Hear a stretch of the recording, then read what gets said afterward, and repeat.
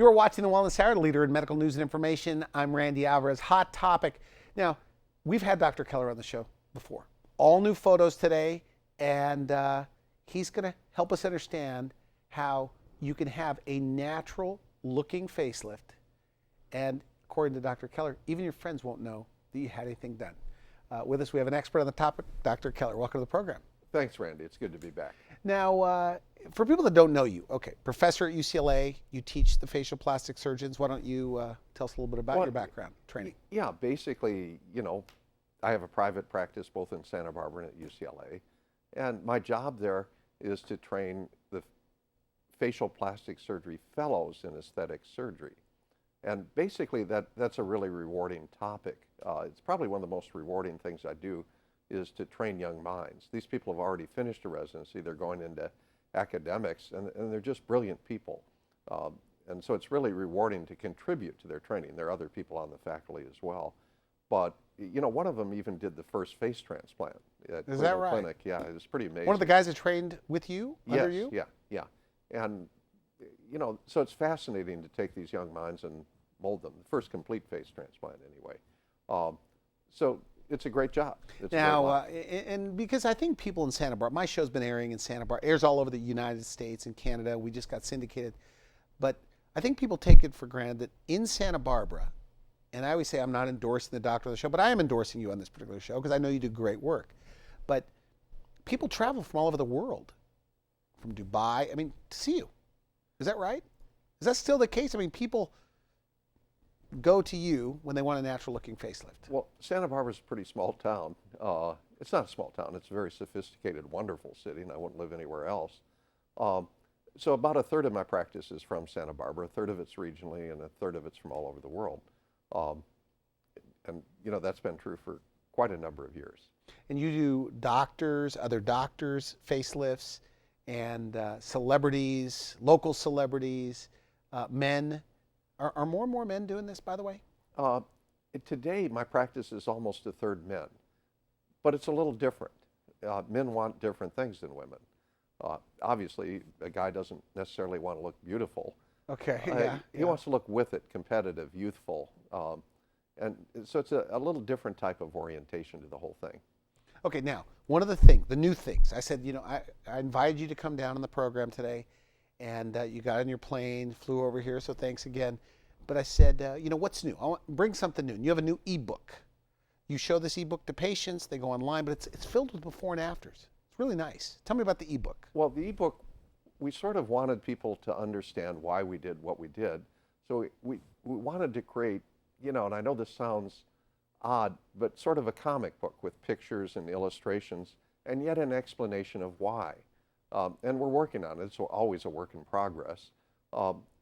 But I think it represents our own particular approach to what it is we do and why we do it, and the different areas that we work on, to achieve those results. Because what we want to get is a natural look that people don't notice. They just think you look great, and yet you see the before and afters, and there's really a difference. Now, there's somebody at your office. I think she's an RN, esthetician. I visited your office. I feel like I know her a little bit, right? I don't know if we could mention her name, but you did a facelift on her.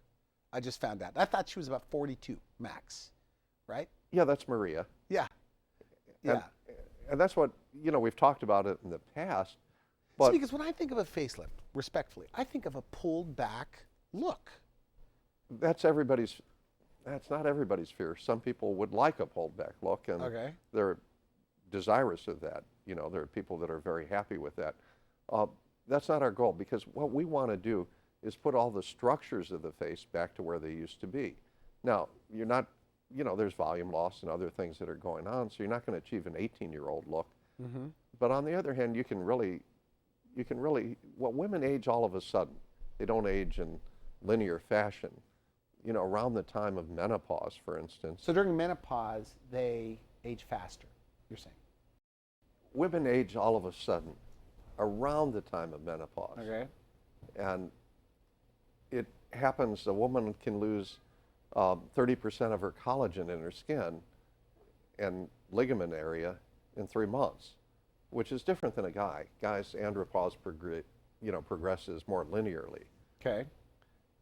So women can say, you know, I listen to women every day and they tell me all of a sudden I became invisible. All of a sudden things changed. And, you know, that's important to realize. Invisible meaning, people aren't looking at them like they People- used to. Not only looking at them, but people don't notice them as much. Interesting. Because a lot of women have been very attractive for their whole lives, or, you know, attractive, because most women are attractive, Yeah, obviously. yeah. But all of a sudden things change. And it's very disruptive because And they they've took taken for that granted when it was happening. Yeah, I think you told me that. I did. And now all of a sudden they're going, wait a minute, Yeah. what's happened? Nobody's holding the doors. Nobody's stopping to let them walk across the Is street, that right? type of thing. Yeah. And, you know, we like to think of ourselves as very deep, but really appearance-wise, we are a little shallow in society nowadays. We do take notice, you know, people who look better, get better jobs and are paid more and so forth and so on. And that's not necessarily you have to be glamorous or drop-dead Just gorgeous. don't want to look exhausted, Exactly. right? Tired, mad, sad, Yeah. whatever. So I think it's our job to make you like the way you look. It's like the Men's Warehouse commercial. You're going to like the way you look. And that's the whole thing, because a lot of it's attitude, no question. So is that your goal? I mean, when you look at the face, you see the end result, you're thinking they're going to like the way they look. Oh, I'd like to think so. Yeah. And, you know, I tease women that I have the hardest job in the world, and that's to make women happy. But actually, that's not true. I think we have a pretty good formula and pretty good consistency with it. Now, you're a busy guy, and I mean, you do more facelifts in a month than most guys do in a year. I mean, you do probably, up to 3, maybe more a week sometimes. How important is that to go to a surgeon that's doing a lot of the procedure? I mean, it seems like an obvious one. Well, you know, I'm sort of a one-trick pony in that respect. But I think it's important. Meaning you only do facial work. I only do facial work, facial and noses and eyes and things like that. So that really limits me as to what I do. I ask other people to do everything. I'm not a general plastic surgeon. I'm a facial plastic surgeon. And I think that that's good. That's not to say that facial plastic surgeons are the only ones that do a lot of facelifts, because general plastic surgeons sometimes specialize in it, and it just depends. But I think it's important for a surgeon to be active in the field, you know, that he's doing, obviously. Mm-hmm. The cardiac surgeons who do a lot of surgery are generally, not always, but generally better than people who haven't done that much. So your new ebook, and by the way, very impressive. Look, I mean, I meet a lot of medical doctors all over the country, and you're putting your work right out there with picture after picture after picture. I mean, people could pretty much find somebody that almost looks like them, and they could say, yeah, that's me. Well, yeah, we've actually had to cut, you know, we keep making it bigger and bigger. I hope that people, you know, can go through it. But I think it's a good idea to look at what somebody. So who do you want? I mean, you want potential patients, women, men, that are considering, they don't like the way they're aging, to go online and to learn about their options. Is that right? I mean, tell me why. I think that it's important because I think you want to match your concept of how people should look with their concept. And communication is a big part of what we do today. And facelifting is no exception. Okay. So this is it. This is like page 5 of your book. Well, if you look at this woman, you can see the jowl there and how that's formed, and how the cheek has fallen, and how the neck is much bigger. And we call that gravitational descent. Things have fallen. She doesn't feel good about the way she looks. And that happens relatively quickly. In this case, the woman's 60s. So when I evaluate her face, here's what we do. We want to lift the jowl and the muscle and the skin all in one layer so that it doesn't look creased, or we don't get these swoop lines that you frequently see. We want to lift that middle part of the face and pick that cheek up, because the ligaments that used to hold it up have fallen now. So are you going for 10 years with her, 15 years? I mean, in your mind, you say, I could probably get a really good result with this woman. I want her to be happy with the way she looks. And if you look at her, she brought her driver's license picture in from 12 years ago. And I think that the post-op picture that you see is pretty much how she used to look in that driver's license picture. That's 15 years, probably? Because women age all of a sudden, bang, and it really bothers The side view there is pretty good. Yeah, it's just a little bit of a lot of things rather than a lot of Like any what? one thing. So We're what'd not you do? pulling things straight back. We're picking up the structure of the cheek and reattaching it to the bone. We're picking up the skin and muscle and shifting it upwards. And the neck, we're doing many different things, but in her case, we made a little incision, brought the muscles together, split them and pulled it back. So, you know, you need a lot of tricks to do a good job on everybody. And maybe you probably can't talk about what she specifically said, but what did they say? When it's all done, they're healed up, it's relaxed, what do they tell you? Or maybe their friends tell them, or family, or loved one, their spouse, or partner. A lot of people, believe it or not, even seeing these pictures, don't even notice. Because in people's minds, they've always looked like that, particularly when you see them straight on. Do the patients say, "You've changed my life," ever? Oh, yeah, that happens a lot, actually. And it's about the way they feel about the way they look again. Not, I think we do a lot for the way they look, but it's the way they feel about the way they look that really makes a difference. Now, by the way, I think anybody looking at this at home, and I'm really trying not to be on your side, one-sided here on this, but that could look like the daughter of that woman. I mean, her before picture looks like... Yeah, this is sort of an extreme example because this woman didn't do anything until either late in her 60s or 70s. So we're going to be making a big difference. Here's my question, because a lot of plastic surgeons, and I'm skeptical as it is anyway, right? And we've even talked, there's a few things I don't even believe what some of the things you're saying when you say how women want to look pulled and tight. I find that hard to believe, right? But when plastic surgeons tell me I just can't get photos, they don't want to give me their photos, I always think maybe because they don't have any good ones to show me. Because you have a lot of photos. We do. What is it? We've been very fortunate. I think that that's the relationship that we have with the patient, because surgery isn't the whole thing. This is an emotional experience for women going through. A woman, it's maybe a 2 to 3 on the pain scale, which isn't horrible because a lot of women do childbirth, which is a 10. But for a lot of these women, it's a difficult passage to get through. It's a passage that they need to go, and they need to be ready for it and have a lot of support.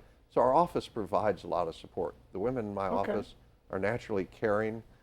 They take care of people. You can't make people like that. So you have to have a team that gets people through, both in the operating room, a team there, but a team in the post-op recovery period as well. Now, something you said, and I was doubting you as you said it, where you said, you want to, people get better jobs with the way they look and things like that. But in this case, I mean, when you look at that woman, if you were going to hire those two women, one looks absolutely rested and youthful, and one looks tired. Yeah, as we say, you look tired, mad, sad, even though you don't feel like. So you have more photos. What else do you have? Well, Randy, we have this lady right here. Okay. And if you look at her, she's about 49 only, but she looks mad and sad and tired. Mm-hmm. And people are saying, "Why are you so mad at me?" type of thing. Okay. And basically, she wasn't going to let us use her pictures, but she walked into Trader Joe's and somebody carded her, an 18-year-old granite that didn't know the difference. Yeah. But she was pretty happy about that. And you can see the lines between her brows are better, the cheeks lifted up, she just looks happier. Yeah, I mean, well, she looks rested, for sure. I mean, she looks like just a younger, better person. Now, did you do a combination of laser work, a little bit of fillers, or is this just... No, this is just like lifting. Like a mid-facelift kind of a thing? No, this is a facelift with a mid-facelift. Interesting. And a brow. And, okay, so going to your next one. Very good stuff. Yeah, if we look at this woman on the right, you can see that she just has a little bit under her chin. Yeah. And she's a model, so that makes a difference in the pictures she takes. So here we did use a laser, or we'd use Thermi today, to take that down and tighten the skin just a little bit. On page 16 here, you can see that that's Vanessa, who works in my office. She's my patient care coordinator. Wow. And this was 4 years ago, and she really felt better. You can see that there's a difference here. We put a little chin implant in. We lifted the neck a little bit. And you can see it really made a great difference to the point where she decided that she really liked to look good and lost some weight and everything else.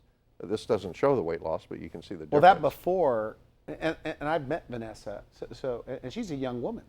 She is. I mean, she's 30s. 30s. Interesting. Big difference, big change. In a younger woman, what we may do is actually suture right through the skin to lift up the neck. Mm-hmm. And that's a technique that can work well. It's not for everybody, but that's my point, is that you have to look at what's going on with people. You can't say, oh, I do a neck lift this way.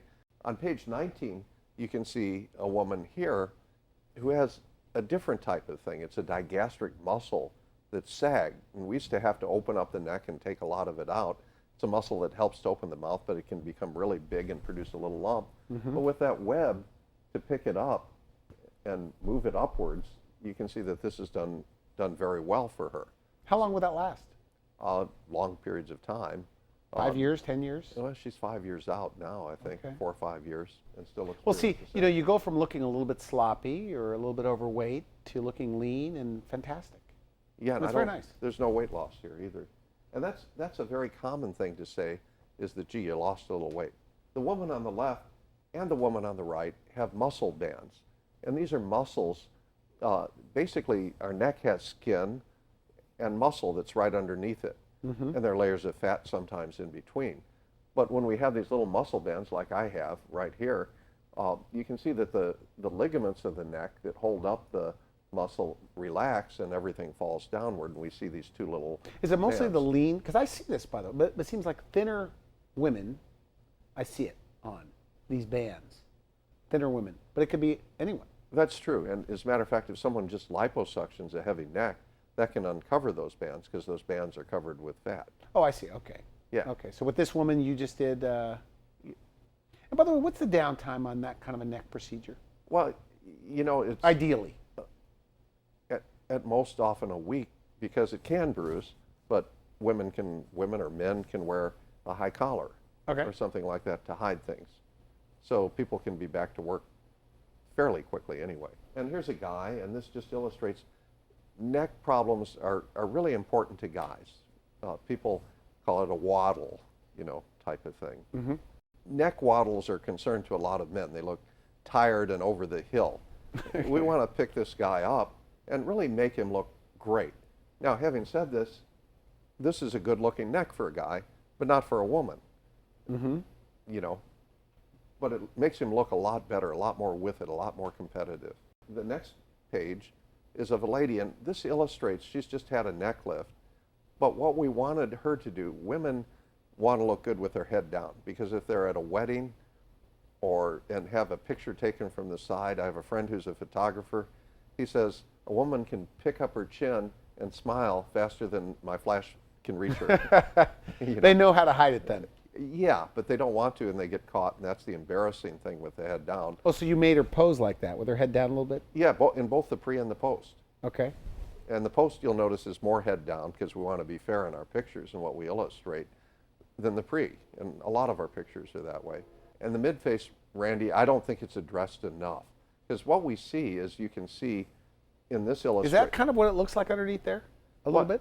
That's simplified. Because Okay. actually there are 5 fat pads that we have to be concerned with lifting upward. But you can see the 5? 5. You've yeah. been on my show for how many years? You've never told me there's 5 fat pads. Yeah, there are. Till today. I guess so, yeah. But basically, I was only ready to hear there was only one fat pad, right? Yeah. So we're talking about right here. right here, there are a bunch of fat pads that fall downward. We call that gravitational descent. But you could move those? Oh yeah, yeah. And they move. You have to move them with the muscle underneath there? Yeah, the face is basically a mask, and the last layer is the lining of the bone. And a fellow Tessier, who's probably one of the greatest plastic surgeons of all time, described it. So what we want to do is pick up that whole mask. A couple things in this woman that you notice. Basically, the distance from the eyelashes down to the bottom of where the eyelid apparently ends. So right there, okay. Right from here to here, the lower eyelid. So the fat pads are dropping. Yeah, the fat pads are dropping, and sometimes we get a little bulge of eyelid fat around there, and we call that a pot belly, the eyelid fat that pops through Okay. over fallen jeans, you know, the cheek falls. Yeah, yeah. So what we want to do is, of course, correct the eyelid, but we want to lift that fallen jeans, that cheek pad, and you can see that when you smile, how that comes up. Yeah. That's why when people take their pictures, you know, they smile so that the cheek fills out and looks more youthful. Okay. The way we identify people is we look first at the left side of their nose, and then our gaze goes to the mid-face. Because if you cover up the pictures from here to here, you'll see a difference that makes you, just seeing that middle face, makes people look younger, more with it. And that's a younger woman. You did what? I did a facelift on her, a brow lift, and a mid-facelift. And she was about 50 at the time and had noticed that she aged all of a sudden. Very nice. Now let me ask you this. Okay, so on that before, on that woman right there, on page 27, that little area, why not just add fat in there? Well, that's what's done across the country, and that's what I feel is a mistake to do that alone, because you get a little bit of the rock in the sock appearance. You know, the rock fills out things, but you still have everything dropped in this area, and you haven't picked everything up to look natural. Interesting. Yeah. Okay. Yeah, sometimes it works, and as I say, in the 40s, very often, you know, that's a temporizing major. It's like a So it'd be a Band-Aid. nice temporary fix. Not in this woman. She's too far along. So with for that. her, you wanted to just pick that up rather than just put fat on top of it. Right, that's true. Could the fat on top of it even give her an odd look? It might have, yeah. In her case, definitely. Okay. Because that after on her, by the way, is fabulous. Yeah, she looks really good, but it's a little bit of a lot of things rather than a lot of any one things. Wow. And her mother and daughter didn't notice that she had anything done. And you'll notice that in the post-op view from the side on 29, that we have her looking with her head down more than in the pre-op view, so that you can really see we've made a difference. On page 31 here, you can see the distance between the eyelashes and the bottom of the eyelid, how long that is. So these are facelifts you're showing me right here? These are facelifts with mid-facelifts. So this is, because this is a young person, again, what I'm saying is, and I'm not trying to interrupt you, but when most people think of a facelift, they go, I'm too young for a facelift, because it makes you look done. But you're saying a mid-facelift is just picking up this area, which is the tired eyes. This is a If I have this correctly. Yeah, this is a mid-facelift, but it's also a facelift because there's neck changes and cheek changes and She looks everything great. along with it. Yeah, she looks much better. Again, people didn't get it, but when you see the pre and post-op pictures, you can see what was done. Help me understand. Okay, so that woman goes into the typical medical spa, whatever. She presents with that. They're going to put fillers in there, Right. but You're not going to achieve the essence of really lifting everything. Things are still going to look down here, even though there's fillers here. The other thing is to fill that in at all, you're probably going, let's say you're using Restylane or Perlane or Juvederm or something like that, or the new one, you're going to be spending $4,000 or $5,000 for fillers to even get a decent result, whereas a cheek lift can really lift that up and that can last for a while. years and years and years. So what are you lifting? You're lifting those fat pads you're talking about, the skin and the muscle? Yeah, you're lifting the whole. Or just underlying tissues? You're lifting everything on top of the bone. And Okay. it sounds difficult, but it's very And simple, where do you hide really. her incisions? Because you can't see them anywhere. The incisions for the mid-facelift are right here in the temple, little ones, and a little one inside the mouth. And In the mouth, is that right? Yeah, and the incisions, if we do a facelift, come inside the ear and then back way up high to where this helix, or this part of the ear, meets the hair. So a woman can wear her hair up without any problem. 33, on this picture is a woman at 35 and how she looked, and a woman 54, 4 years after a facelift. Interesting. Yeah, So kinda. did she bring her photo in from when she was younger? Actually, we've known her for years and had photos on her. And if I saw that woman, I mean, I think if anybody saw that woman, nobody, not even another plastic surgeon, right? Yeah, I mean, I think she looks very natural, and that's the point. Still looks like herself, but she looks great. So you want people to Two look parts the to it. same, but a youthful, rested version of themselves. Is that what you want? I want a great-looking version of themselves. Okay. Yeah. Okay. I We really do. only have a minute left. Okay, this lady on the right is a Stevie Nicks impersonator, and basically, Stevie Nicks had a facelift, so she had to have one. But if you look here, you can see that she has these neck bands, and we've corrected those.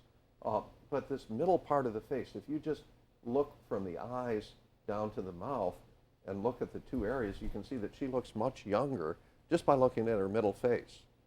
How old is that woman in the after? She's in her 50s. All these women are in their 50s. That's excellent. I mean, she looks, 42, like a youthful 42. Okay, one more. Okay, because this is my poster child. All right. You call your poster child what? It's like you're the most proud of, right? Well, no, it's like the decorator that goes in and say this room really has good bones. Okay. It just needs to be spiffed up. Matter of fact, and this patient's sort of the same way.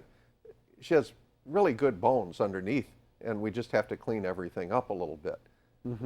I actually used that line on a decorator, and she said, I use that line all the time. I've never heard that before. Yeah, so you can see she has this neck sagging. Do you get excited, by the way, on a consult because of these bones? I mean, the structure, you say, oh boy, this is going to be good.